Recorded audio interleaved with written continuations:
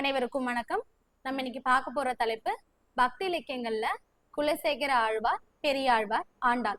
சரிங்களா? குலசேகர ஆழ்வார் இவரு திருவஞ்சைக்களம், அதாவது சேர நாட்டுல இருக்கக்கூடிய திருவஞ்சைக்களத்துல தான் பிறந்திருக்காரு. இவர் ஒரு அரசர். சரிங்களா? ஒரு ஸ்டேஜுக்கு அப்புறம் இவர் என்ன சொல்லிட்டாருன்னா, அரச பதவியை விட பக்தியும் இறை தொண்டும் தான் முக்கியம் அப்படின்னு சொல்லிட்டு வைணவாடியார இவர் மாறிட்டார்.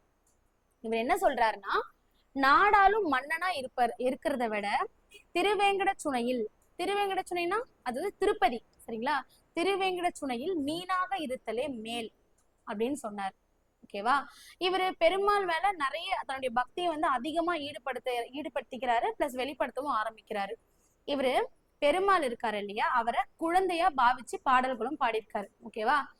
அடியாரும் வானவரும் அரம்பையரும் கிடத்தி எங்கும் படியாய் கிடந்தும் பவளவாய் காண்பேன் அப்படின்னு சொல்லிட்டு இவர் என்ன சொல்றாருன்னா, அதாவது கடைசி வரைக்கும் உன்னுடைய பவளவாயை பாக்குறதுக்கு நான் படியாவே பிறக்கிறது மேல் அப்படின்ற மாதிரி சொல்லிட்டாரு.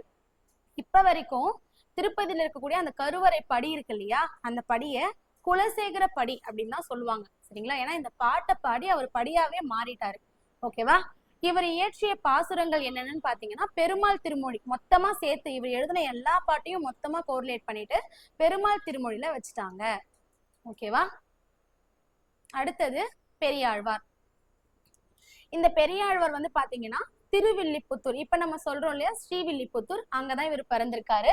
இவருக்கு நிறைய பேர் இருக்கு. சரிங்களா? இவருக்கு விஷ்ணு சித்தன், பட்டர்பிரான் அப்படின்னு சொல்லக்கூடிய பேர்களும் இருக்கு. இவரு பெருமாளை, இப்ப அதே மாதிரி குலசேகர ஆழ்வாரும் பெருமாளை குழந்தையா பாவிச்சு பாடினாரு. பட் இருந்தாலும் இவரு பெருமாளை குழந்தையா பாவிச்சு பாடிப்பாரு இல்லையா, அது என்ன ஆகும் அப்படின்னா, இதை ஃபாலோ பண்ணி நிறைய பிள்ளை தமிழ் இலக்கியங்கள் வந்துச்சு அப்படின்னு சொல்றாங்க. சரிங்களா?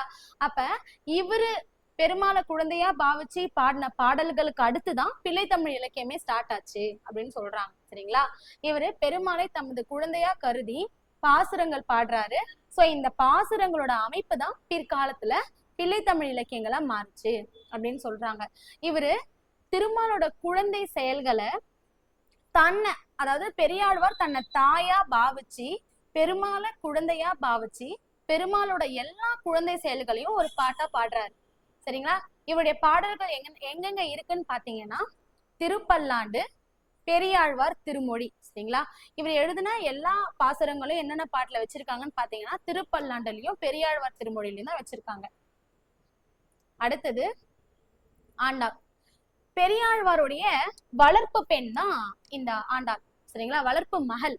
சோ இந்த பெரியாழ்வார் நந்தவனத்துல ஒரு துளசி செடி கீழே இந்த ஆண்டாளை கண்டெடுக்கிறாரு. அவங்களுக்கு என்ன பேர் வைக்கிறாருன்னா, கோதை நாச்சியார் அப்படின்னு சொல்லிட்டு பேர் வைக்கிறாங்க. சின்ன வயசுல இருந்தே பெரியாழ்வார் பாத்தீங்கன்னு வச்சுக்கோங்களேன், அவர் பெருமாளுக்கு டெய்லி பூஜை எல்லாம் பண்ணுவார், பூவெல்லாம் கோத்து பூஜை பண்ணுவார். அப்ப அவர் கூடவே சேர்ந்து இந்த ஆண்டாளுக்கும் பெருமாள் மேல ஒரு அளவு கடந்த அன்பு, காதல் இதெல்லாம் உருவாக ஆரம்பிக்குது. இந்த ஆண்டாள் தான் என்ன பண்ணுவாங்கன்னா, டெய்லி பூ கட்டி பெருமாளுக்கு கொடுப்பாங்க. சரிங்களா? அப்படி ஒரு நாள் இவங்க பூ கட்டும் போது என்ன ஆகுதுன்னா, இந்த பூ எவ்வளவு அழகா இருக்கு, பெருமாள் மேல இந்த பூ போடுறது கூட நம்ம மேல போட்டா எப்படி இருக்கும் அப்படின்னு சொல்லிட்டு இவங்க என்ன பண்றாங்கன்னா, அந்த பூவை எடுத்து தான் மேல போட்டு அழகு பாத்துக்கிறாங்க. அதுக்கப்புறம் அந்த பூவை கொண்டு போயிட்டு கூடையில வச்சிடுறாங்க. பெரியாழ்வார் பார்க்கும்போது என்னாச்சுன்னா, ஒரு முடி இருந்ததை பாத்துடுறாரு. என்ன விஷயம்னு கேட்கும் போது இந்த கோதை என்ன சொல்றாங்க, எனக்கு பெருமாளை பிடிச்சிருக்கு, நான் பெருமாளை தான் கல்யாணம் பண்ணிக்க போறேன் அப்படின்னு சொல்லிட்டு நிறைய சொல்றாங்க. பெரியாழ்வார் கோபப்பட்டு என்ன பண்றாருன்னா, ஆண்டாளை கூட்டிட்டு போய் பெருமாள் முடி நிறுத்தி மன்னிச்சிருங்க, சின்ன குழந்தை தெரியாம பண்ணிட்டாங்க அப்படின்னு சொல்றாங்க. பட் ஸ்டில் பெருமாள் என்ன பண்ணாரு, ஆண்டாளை ஏத்துக்கிட்டு அவங்கள மனைவியவே ஏத்துக்கிட்டாரு. சரிங்களா? சோ இந்த மாலைகளை தன் மீது சூடி அழகு பார்த்தாங்க இல்லையா, அதனால இவங்களை என்னன்னு சொல்றாங்கன்னா, சூடி கொடுத்த சுடற்கொடி அப்படின்னு சொல்றாங்க. சரிங்களா? சோ இந்த ஆண்டாள் இருக்காங்கல்ல, இவங்க திருப்பாவை, நாச்சியார் திருமொழி போன்ற பாசுரங்கள்லாம் எழுதியிருக்காங்க. சோ பண்டைய காலத்துல பாத்தீங்கன்னா, திருமணம் ஆகாத பெண்கள்லாம் இருப்பாங்களா, அவங்க என்ன பண்ணுவாங்கன்னா, மார்கழி மாசத்துல பாவை நோன்பு மேற்கொள்வாங்க. தனக்கு ஒரு நல்ல கணவன் கிடைக்கணும் அப்படின்றதுக்காக ஏர்லி மார்னிங் எழுந்திரிச்சு பெருமாள் கோயிலுக்கு போயிட்டு பூஜை எல்லாம் பண்ணுவாங்க. சோ அதை பேஸ் பண்ணிதான் இவங்க என்ன பண்ணிருக்காங்க, திருப்பாவை எழுதியிருக்காங்க. இந்த திருப்பாவை பாத்தீங்கன்னா எல்லா வைணவ திருத்தலங்கள்லயுமே மார்கழி மாசத்துல காலையில பாடுறாங்க. ஓகேவா? அதுக்கு அடுத்தது இது ஒரு புக், அதாவது ஒரு புக் பாக்ஸ் கண்டென்ட். சரிங்களா? அதாவது நம்மாழ்வார் இருக்காரு இல்லையா, அந்த நம்மாழ்வார நம் ஆழ்வார் நம்மாழ்வார் அப்படின்றது ஒரு நாட்டிற்கோ ஒரு சமயத்திற்கோ ஒரு இனத்திற்கோ மட்டும் உரியவர் கிடையாது. அவர் எல்லா சமயத்துக்கும் எல்லா நாட்டிற்கும் எல்லா இனத்துக்கும் உரியவர்.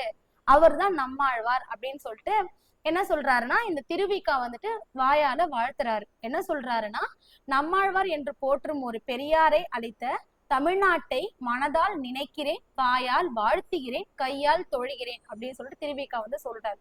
இன்னைக்கு இந்த வீடியோ உங்களுக்கு யூஸ்ஃபுல்லா இருந்திருக்கும். தொடர்ந்து ஆழ்வார்களை பத்தி தெரிஞ்சுக்கணும் அப்படின்னா சேனலை ஃபாலோ பண்ணி பாருங்க. தேங்க்ஸ் ஃபார் வாட்சிங்.